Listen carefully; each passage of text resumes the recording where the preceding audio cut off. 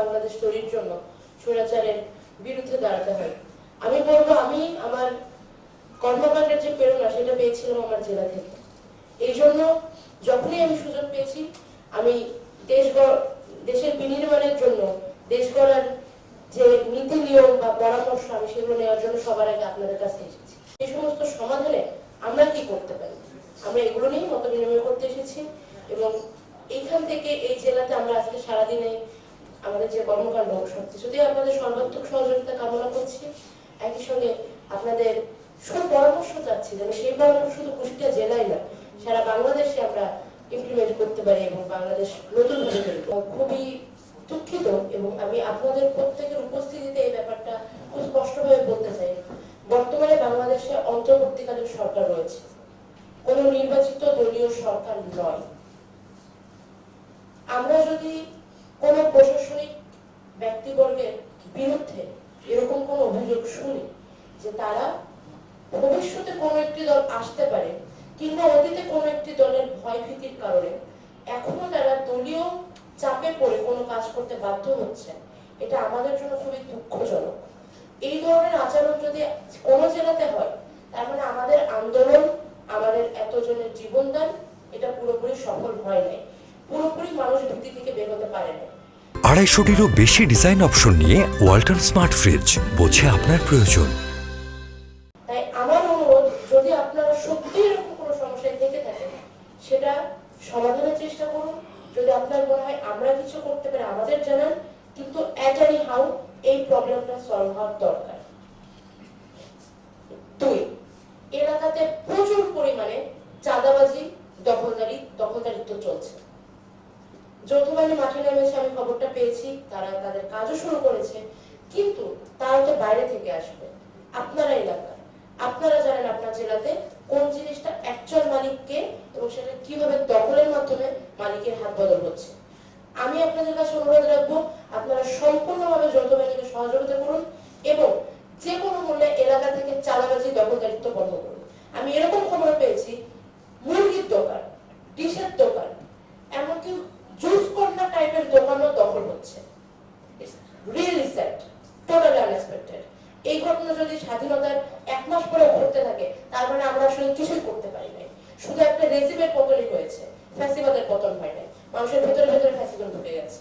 যদি বিষয়টা এরকম হয়, তাহলে আমরা ব্যর্থ। আজকে এখানে বসে থাকার যোগ্যতা আমাদের নেই। যদি আপনারা মনে করেন যে এই আন্দোলন সফল, তাহলে আপনাদের সর্বাত্মক সহযোগিতা আমাদের দরকার ছিল। এবং কুষ্টিয়াতে অনেক মাজার রয়েছে, অনেক মন্দির রয়েছে, অনেক মসজিদ রয়েছে। আমি যতদূর জানি কুষ্টিয়াতে এই জায়গাগুলোতে এখন কিছু হয়নি। আমি আপনাদের কাছে করজোড়ে অনুরোধ করতে চাই, এই জায়গাগুলোর 100% নিরাপত্তা নিশ্চিত করুন। হ্যাঁ, এবং এর সঙ্গে এখানকার হেরিটেজ যেগুলো রয়েছে, রবীন্দ্র কুঠি বাড়ি, টেগর লজ এবং আরো যে জায়গাগুলো, সামনের অক্টোবর মাসে লালনের মাজারে লালনের একটা বড় উৎসব হয়, 3 দিন ব্যাপী হবে আমি যতদূর জানি। আপনারা 100% নিরাপত্তা সেখানে নিশ্চিত করবেন। কারণ যদি কিছু হয়, শুধু কিছু ইট পাথর এবং অনুষ্ঠান পণ্য হবে তাই নয়, অনেক মানুষ হতাহতের সম্ভাবনা থেকে যায়। এটা আমার অনুরোধ। দলীয় ব্যানারে চাঁদাবাজি করা হচ্ছে। আমি যতদূর জানি এখানে অনেক দলীয় ব্যক্তিবর্গ উপস্থিত রয়েছেন, রাজনৈতিক ব্যক্তিবর্গ, সম্মানীয় অনেক প্রাজ্ঞ রাজনীতিবিদ এখানে উপস্থিত রয়েছেন।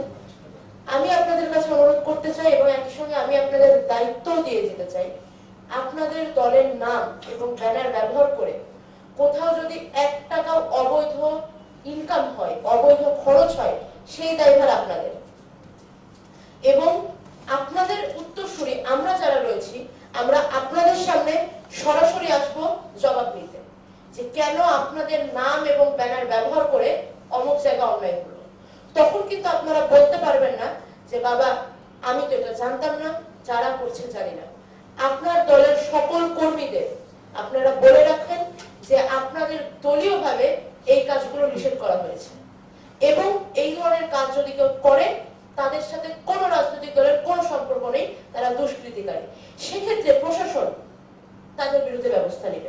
আমাদের বিভাগীয় সফরের লক্ষ্য হচ্ছে দুর্নীতি, চাঁদাবাজি, দখলদারিত্ব, ভুয়া সমন্বয়ক নাম ধারণ করে নানা ধরনের যে অপকর্ম হচ্ছে এগুলো প্রতিহত করা, আমাদের যে ছাত্র জনতার গণ অভ্যুত্থান সেই বিপ্লবের স্পিরিটকে রক্ষা করা এবং আগামীর নতুন বাংলাদেশ সম্পর্কে, নতুন রাষ্ট্রকল্প সম্পর্কে বাংলাদেশের প্রতিটা অঞ্চলের প্রতিটা মানুষের, প্রতিটা ছাত্রের, প্রতিটা সাধারণ নাগরিকের ভাবনাগুলো শোনা, তাদের প্রশ্নগুলোর জবাব দেয়া এবং তাদের যে প্রশ্নগুলোর জবাব আমাদের কাছে নেই সেগুলো নিয়ে চিন্তা করা, এই লক্ষ্যে আমরা আসছি।